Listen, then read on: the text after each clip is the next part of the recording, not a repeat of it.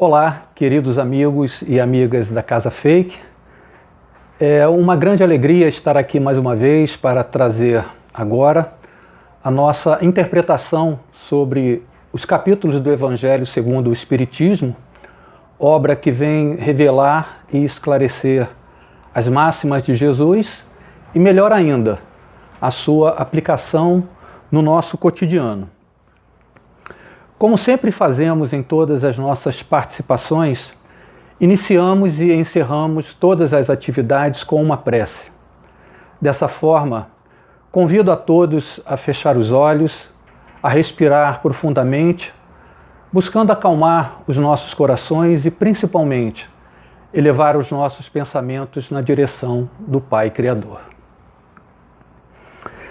Pai de infinito amor, de infinita bondade, Pai de infinita justiça e misericórdia, Jesus, nosso Mestre, irmão maior e sempre divino conselheiro, queridos mentores desta casa, que nos permite a troca de amor e caridade, amados irmãos Ramatiz, Dr. Bezerra de Menezes e todas as falanges do bem que estão sempre em nosso auxílio. Agradecemos a todos, mas sobretudo a Ti, Pai Criador, por nos permitir esta oportunidade de estudar sobre as suas leis, sobre as obras de Jesus, nosso grande educador, que tantos ensinamentos nos trouxe. Rogamos luz e proteção, Pai, para a nossa tarefa de hoje. E assim, agradecidos e felizes por esta oportunidade, pedimos humildemente permissão para iniciarmos a apresentação de hoje, dando todos juntos graças a Deus. Muito bem, meus irmãos, feita a nossa ligação com a divindade, vamos então dar início ao nosso tema de hoje, que foi extraído do Evangelho segundo o Espiritismo, em seu capítulo 2, que tem como título principal Meu Reino Não É Deste Mundo.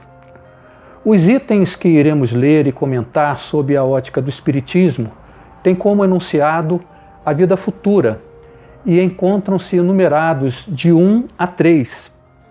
No entanto, para que o tema revele a efetiva visão dos fatos, é necessário que façamos uma contextualização inicial. Para isso, buscamos a base dos nossos comentários no livro Novo Testamento, pela tradução de Haroldo Dutra Dias, que narra toda a passagem registrada no Evangelho de João, em seu capítulo 18, abrangendo os versículos de 28 até 40. É importante trazer à luz esse contexto, pois Kardec, quando elaborou uma de suas obras, o Evangelho segundo o Espiritismo, deu destaque naquilo que era de mais importante neste tema, citando somente os versículos 33, 36 e 37. Portanto, projetar mentalmente os momentos históricos que precederam o que está na obra de Kardec, certamente nos ajudará no entendimento mais amplo. Então vamos aos fatos. A tradução de Haroldo Dutra demonstra que a história ocorreu em Jerusalém, na região da Judéia, e a parte principal ocorre exatamente no pretório, que nada mais era que uma construção anexa ao grande palácio. Este espaço servia tanto como a residência oficial do procurador ou do comandante romano, como também era utilizado como um tribunal para a realização de julgamentos.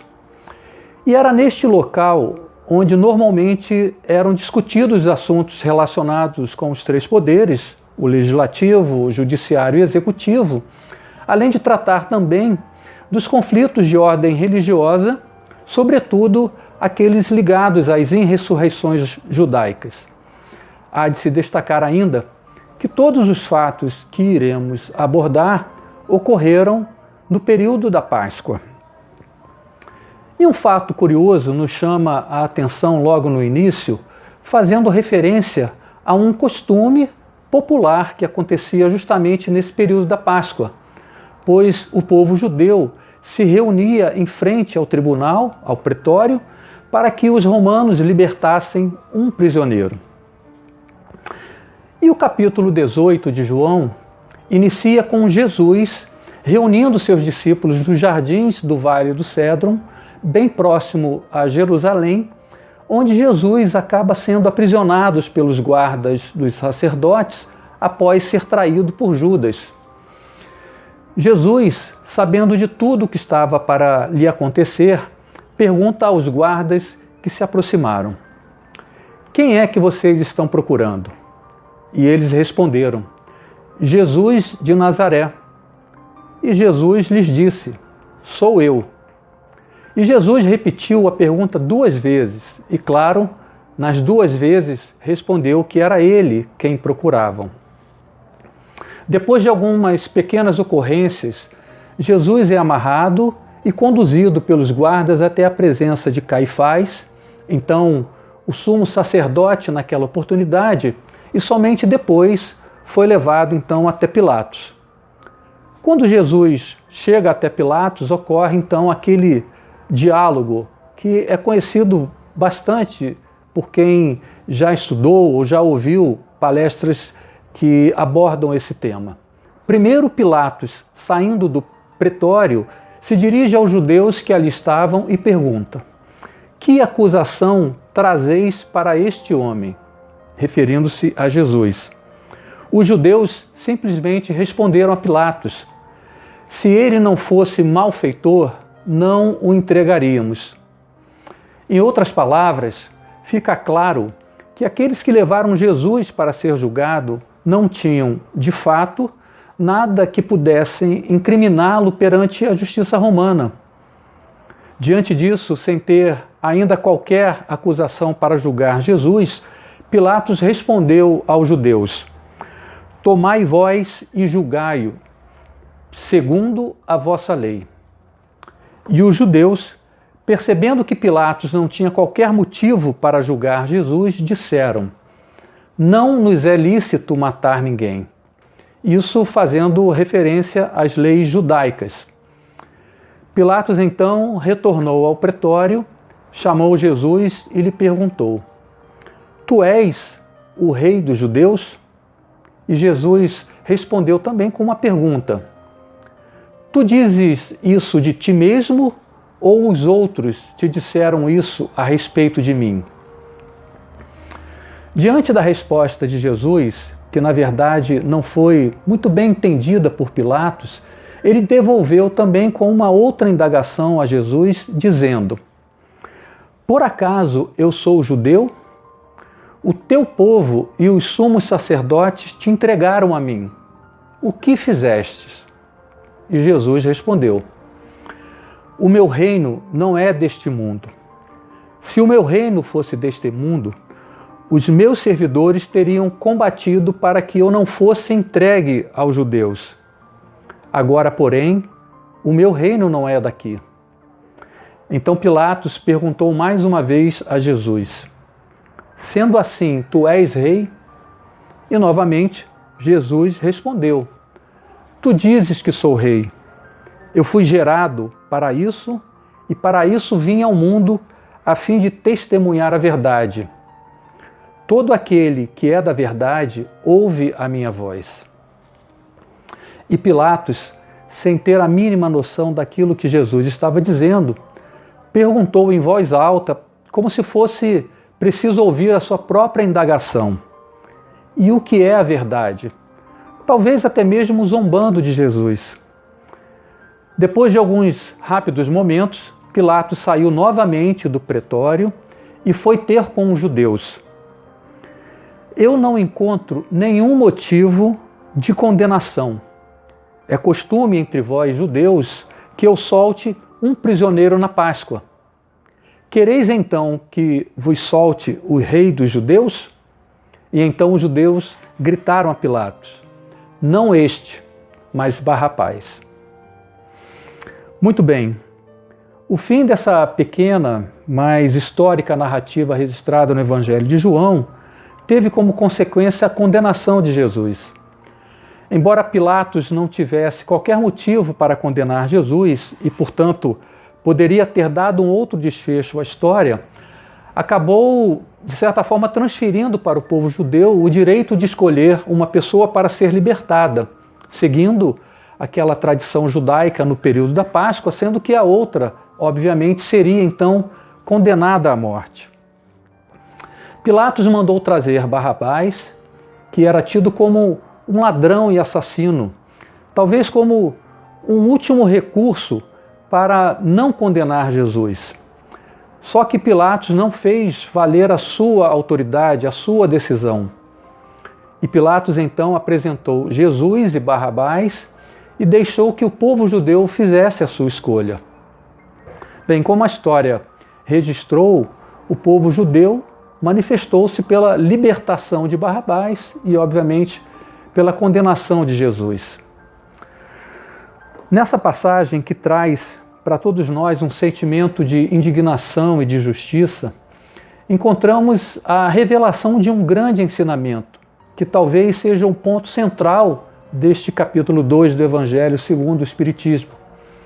Lembrando das palavras de Jesus, numa parte do diálogo com Pilatos, ele revela dois fatores importantíssimos. O primeiro, quando é perguntado se ele era o rei dos judeus, e ele diz como resposta: meu reino não é deste mundo. E o segundo, quando Pilatos pergunta a Jesus pela segunda vez se ele era rei, e Jesus lhe respondeu assim: tu dizes que sou rei, fui gerado para isso e para isso vim ao mundo, a fim de testemunhar a verdade. Todo aquele que é da verdade ouve a minha voz. Então temos aqui dois pontos de partida muito importantes para comentar sobre o tema central da nossa interpretação, que é a vida futura. Então, vamos lá. Quando Jesus falou que o seu reino não é deste mundo, ele já fazia uma citação de grande relevância à vida futura, onde, ao longo dos últimos anos de sua passagem pela Terra, se dedicou em revelar que isso deveria ser a principal preocupação de toda a humanidade. Na grande maioria das suas pregações, as máximas pronunciadas por Jesus continham já este princípio, ou digamos este conceito de vida futura, sendo, portanto, o núcleo do grande ensinamento de Jesus. Em outras palavras, quando Jesus disse a Pilatos que o seu reino não é deste mundo, ele apresentava ali duas divisões, ou duas visões, digamos, distintas de reinado. O reinado do próprio Pilatos, com a sua visão sobre um mundo puramente material, terrestre, estruturado por uma imposição de poder, pelo uso exagerado da força e também pelo domínio dos mais fracos. Do outro lado, o reinado de Jesus, exercido com base nas leis divinas, na fraternidade, nas obras de amor que os homens haverão de fazer seguindo os exemplos de sua passagem na Terra. E Jesus cristaliza de forma irretocável este princípio na sua afirmação de que ele veio ao mundo preparado para dar o testemunho da verdade. Naquele diálogo com Pilatos, Jesus foi de poucas palavras, foi até bastante sucinto em suas respostas, e isso tudo tinha uma razão lógica de ser. Jesus sabia que de nada adiantaria querer explicar as questões da vida futura, de um reino que não é da terra e das verdades que somente ele poderia testemunhar. E foi isso que exatamente ele disse, que ele estava preparado para dar testemunho da verdade. Naquela época, os judeus sabiam muito pouco sobre as possibilidades de uma vida futura e quais leis deveriam talvez ser observadas para que pudessem atingir essa vida futura, essa felicidade. De uma maneira geral, o povo judeu vivia sob as leis reveladas por Moisés, que apenas traziam relações, digamos, de comportamentos e de recompensas puramente materiais. Eles apenas entendiam que, se observassem as leis de Deus, poderiam ganhar os bens terrenos, seja através das vitórias nas lutas sangrentas contra os seus inimigos, e com isso por certo, colocariam o seu povo num nível de destaque, num nível de elevado, de elevada superioridade. Essas vitórias, para a grande maioria daquele povo, poderiam ser entendidas como o presente ou a recompensa de Deus. Por outro lado, quando não seguiam conforme determinavam aqueles mandamentos, eles acreditavam que os castigos vinham em forma de grandes calamidades, que traziam perdas e sofrimentos, bem como quando experimentavam as derrotas contra os seus opositores. Portanto, naquela época não se pensava em qualquer outro tipo de crescimento ou de progresso que não fosse o material, reunindo talvez terras e tesouros, dada a própria limitação intelectual para entender o que o Mestre veio trazer, plantando a sua semente. Jesus encarnou e viveu aquela época para revelar aos homens a existência de um mundo melhor, demonstrando através dos seus ensinamentos que o caminho deve ser trilhado em sintonia com as leis divinas, que têm a base no amor e na justiça. Só que existia uma lacuna muito grande entre a sabedoria e a experiência de Jesus em relação ao povo que habitava a terra naquele momento e que somente conhecia os mandamentos até então trazidos por Moisés. Se hoje, passados mais de 2000 anos, ainda estamos muito longe de entender grande parte dos ensinamentos de Jesus, dá para imaginar que ele teve que usar de todas as suas habilidades para revelar, esclarecer temas completamente desconhecidos da humanidade.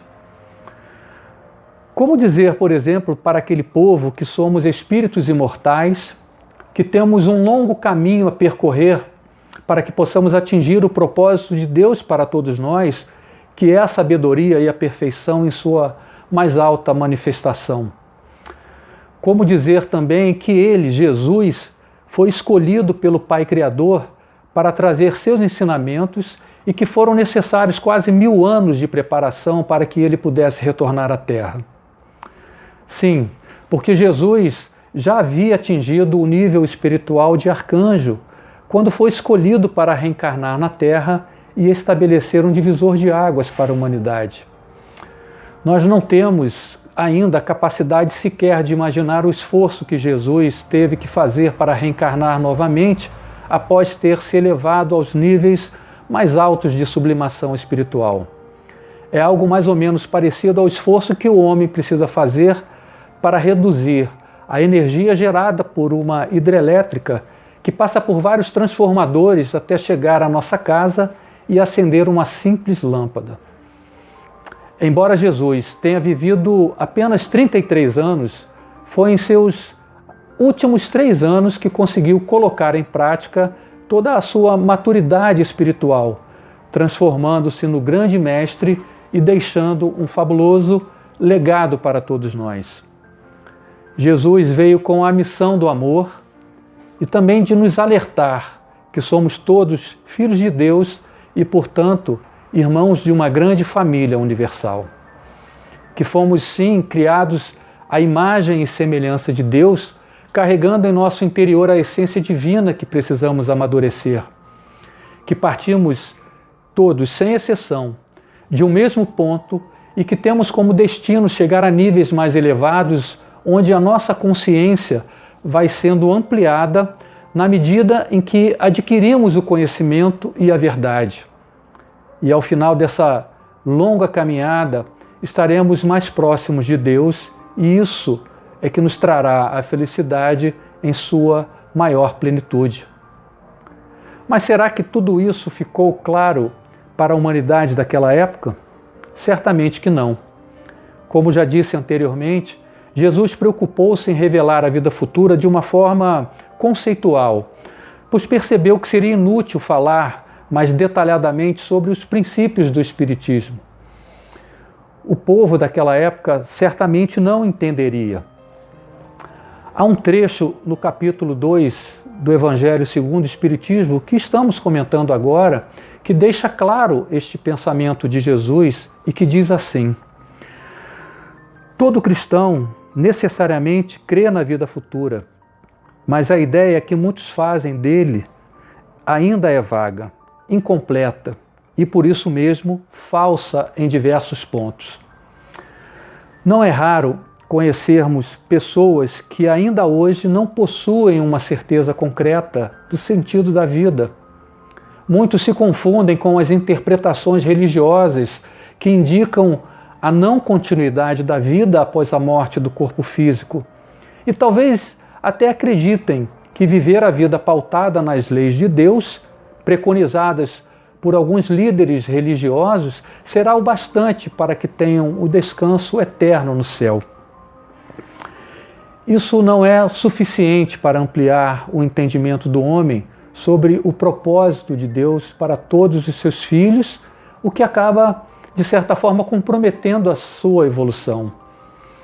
Trazendo essa questão para a nossa realidade, podemos comparar essa incompreensão quanto ao futuro com uma caminhada cujo destino final é desconhecido e incerto. Imaginemos que o homem nasce, cresce, vive, sem ter a mínima noção do seu papel na Terra. Quais são os nossos objetivos de vida? O que queremos conquistar? Onde queremos chegar? Se não temos a visão da vida futura, qual seria o sentido do hoje?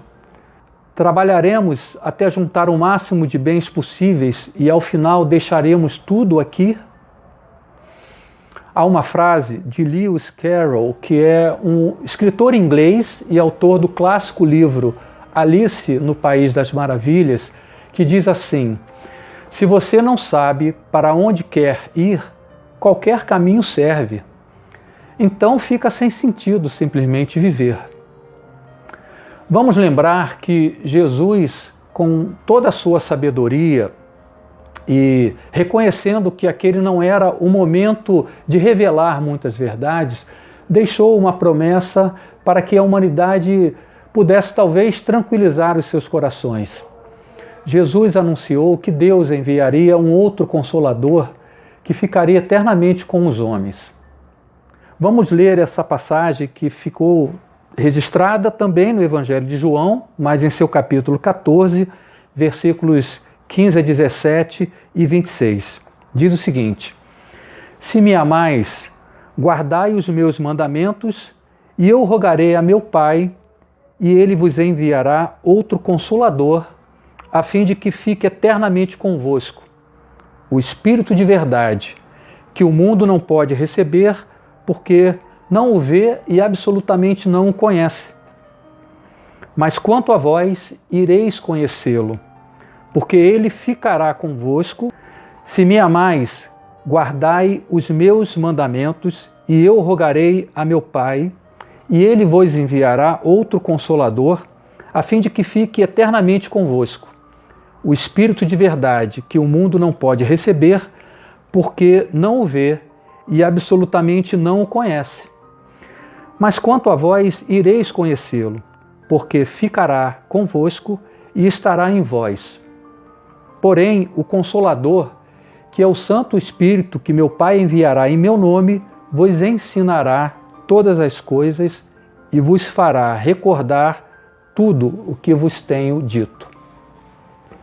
Essa narrativa de João coincide exatamente com o que vínhamos falando sobre a dificuldade do povo daquela época em compreender o que Jesus já falava, sobretudo quando se referia à vida futura. E somente a partir da metade do século XIX que aquele Consolador prometido por Jesus começa a estruturar sua grande obra com a ajuda de Allan Kardec através da codificação da doutrina espírita. Allan Kardec, pseudônimo de Hippolyte Denisard, foi um importante e influente educador francês que somente ao completar seus 50 anos ouviu pela primeira vez notícias de fenômenos ligados aos espíritos. Alguns meses depois, aguçado pela curiosidade, começou então a pesquisar um pouco sobre as manifestações que pôde testemunhar e dedicou-se a estudar e compreender os fatos sobre a ótica científica, filosófica e espiritual. A partir de 1857, Allan Kardec, então, iniciou sua obra conhecida como Pentateuco, com a publicação dos 5 livros que norteiam a base da doutrina espírita. O Livro dos Espíritos, o Livro dos Médiuns, o Evangelho segundo o Espiritismo, o Céu e o Inferno e a Gênese.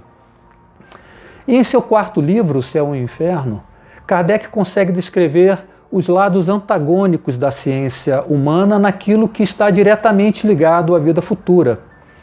No capítulo 1, que tem o título O Porvir e o Nada, ou em outras palavras, o Amanhã e o Nada, ele traz a tese da existência ou da inexistência do futuro, da incerteza, da dúvida, trazendo algumas reflexões sobre o comportamento da sociedade.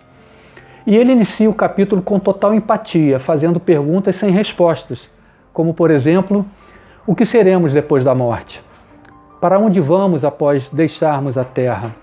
Existiremos ou não? Perguntas extremamente perigosas, sobretudo para aqueles que desacreditam na continuidade. A crença no nada induz o homem a pensar somente na vida presente, como se não houvesse amanhã, e isso elimina a preocupação com um futuro que não se espera. Simultaneamente a isso, o homem se concentra em pensar em tudo e principalmente em si próprio, o que provavelmente estimula o egoísmo. E isso acaba por desencadear sentimentos e comportamentos altamente nocivos, pois se não vai haver o amanhã, a lógica leva o homem a querer aproveitar tudo o que puder hoje, de qualquer forma e o mais rápido possível. Paremos um instante para pensar e vamos trazer esse tema para a nossa realidade. Início de pandemia, confinamento ou lockdown, lojas, supermercados, farmácias, tudo fechado. Desabastecimento. O que vem à nossa cabeça? Precisamos nos prevenir, fazer estoque de alimentos, de água, de medicamentos, e tudo isso ocorre naturalmente, pois sabemos que é por um tempo bem limitado. Como se fosse mal comparando com a passagem de um furacão na nossa cidade. E isso é um reflexo normal do homem, pois existe uma lei divina chamada lei de preservação ou lei da conservação, que é completamente antagônica ao egoísmo. Agora, vamos multiplicar tudo isso hoje, sabendo que não teremos o amanhã. Será que nós ficaríamos preocupados com o nosso estudo, o nosso progresso, o nosso desenvolvimento? Será que respeitaríamos os limites entre o certo e o errado? Refletiríamos, talvez, sobre o direito e a própria vida do nosso semelhante? Muito provavelmente não. E na melhor das hipóteses, talvez até diríamos que tudo dependeria das circunstâncias. Agora, se ampliarmos esse pequeno período de pandemia ou de furacão que utilizamos aqui como exemplo para uma longa jornada onde não há fim, que não termina. Uma jornada cujo o artífice somos nós próprios. E o resultado dependerá única e exclusivamente de nós. No capítulo 2, da primeira parte do livro O Céu e o Inferno, que tem como título Temor da Morte, Allan Kardec retrata as causas que levam o homem a desenvolver o medo da morte. Por outro lado, ele também nos oferece argumentos suficientes que nos faz aliviar a preocupação e o medo daquilo que é apenas um momento de transição. A perda da vida terrestre, mesmo que para alguns que já até acreditam na vida futura, ainda é encarada como uma coisa negativa, pois ela vem cercada de cerimônias fúnebres que causam tristezas e lembram destruição. Na verdade, a morte deveria simbolizar exatamente a liberdade do espírito, o desprendimento da matéria, na certeza de que retornaremos para mais uma etapa buscando o nosso progresso, a nossa evolução. A doutrina espírita ela modifica completamente a nossa perspectiva de futuro, fazendo com que a vida que vem a seguir, a vida futura, passe a ser uma realidade e não apenas uma suposição. De acordo com os espíritos que, por intermédio de Allan Kardec, nos mostraram a verdadeira realidade, o retorno ao mundo espiritual se revela na sua plenitude sem a necessidade de entender, pois todos nós somos exatamente isso, espíritos. A doutrina, ela nos auxilia a compreender o que Jesus, em suas diversas parábolas durante a sua passagem na Terra, disse para nós. Nos faz entender qual é o desejo de Deus para todos os seus filhos, que é aprender e colocar em prática os seus mandamentos até atingir a perfeição. Que temos um longo caminho a ser percorrido e que certamente nenhum de nós consegue chegar ao final tendo apenas uma única oportunidade, apenas uma encarnação. O estudo do Espiritismo, ele nos permite o despertamento da nossa consciência divina que carregamos, e isso abre novos horizontes, pois faz crescer o conhecimento que ficará em nós e estará em nós, como disse Jesus ao falar sobre o Consolador prometido. Esse conhecimento que nos esclarece de onde viemos, o que devemos fazer e qual é o nosso destino. E isso nos dá a segurança e a certeza da vida futura. Essa obra de Kardec, intitulada O Céu e o Inferno, mas também conhecida como A Justiça Divina segundo o Espiritismo, tem muito a ver com o tema que trata sobre a vida futura. Ela traz também em seu capítulo 7º, na primeira parte, o Código Penal da Vida Futura, que, em outras palavras, deve significar um resumo da justiça e do amor de Deus. São 33 itens descritos por Allan Kardec, apresentando aquilo que encontraremos após o nosso desencarne, de acordo com a relação de virtudes e imperfeições de nossas últimas existências. Este código é considerado um dos artigos mais relevantes da literatura espírita, que sintetiza as leis divinas que, digamos, em nenhum momento se afastam do amor, mas também em nenhum momento se fazem ausentes da justiça e sempre recompensadas, óbvio, por sua misericórdia divina. Independentemente das inúmeras formas e espécies de sofrimento a que todos os espíritos ainda imperfeitos estão expostos, e nós estamos incluídos nisso, o Código Penal da Vida Futura se resume basicamente em 3 princípios. Primeiro, que o sofrimento está diretamente ligado ao nosso grau evolutivo. Quanto mais evoluídos, mais nos distanciamos dos sofrimentos. Eu diria até que sempre aprendizado e não sofrimento. Segundo, que toda imperfeição acarreta consequências naturais e inevitáveis na mesma proporção. E terceiro, que é possível a libertação dessas imperfeições por nosso próprio esforço, atenuando ou anulando os sofrimentos e garantindo assim a felicidade futura.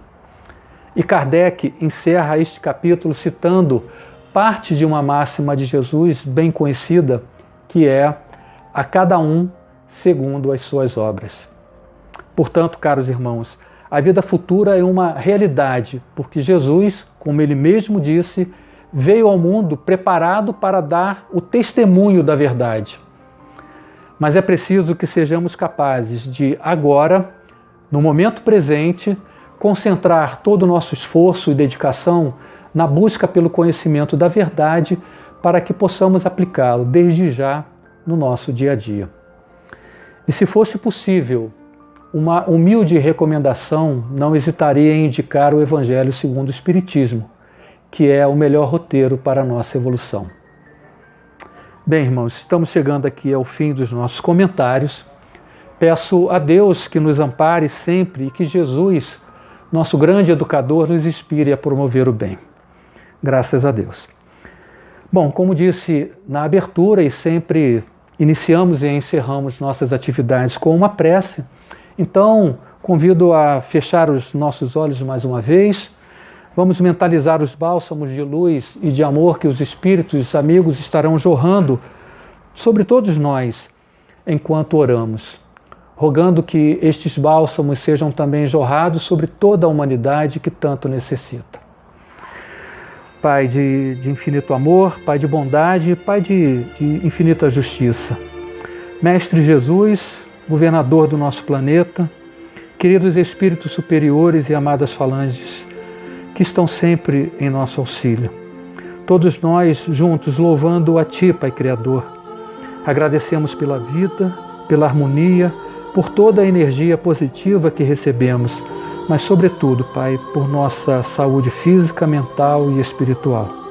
E pedimos, Pai, que todas essas bênçãos se multipliquem e sejam levadas até os nossos irmãos que estão enfrentando as consequências dessa pandemia.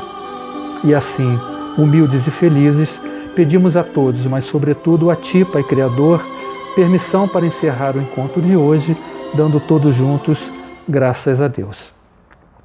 Caros irmãos, chegamos então ao fim desta apresentação. Agradecemos a todos pelo carinho, pela paciência e esperamos vocês no próximo encontro. Fiquem todos com a paz de Jesus em seus corações. Graças a Deus. Viva Jesus e até breve.